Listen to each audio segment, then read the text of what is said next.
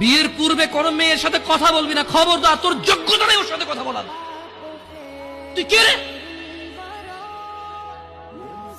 বামন হয়ে চাঁদের দিকে হাত বাড়াবি না। আমার বোনরা চাঁদ।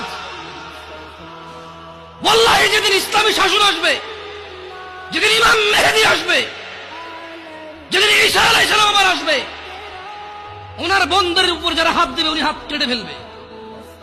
তুই বামন হয়ে চাঁদের দিকে হাত বাড়াইস। আমার বোনরা চাঁদ।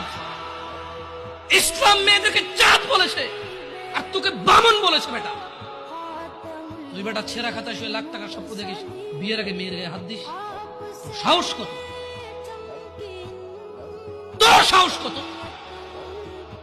তুই জানিস না মুহাম্মদ সাল্লাল্লাহু আলাইহি সাল্লাম বলছে নেক স্ত্রী দুনিয়াতে যা আছে ওর থেকে বেশি উত্তম।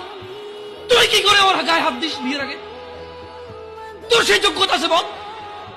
তোকে আল্লাহ জাহান্নামে ফেলবে।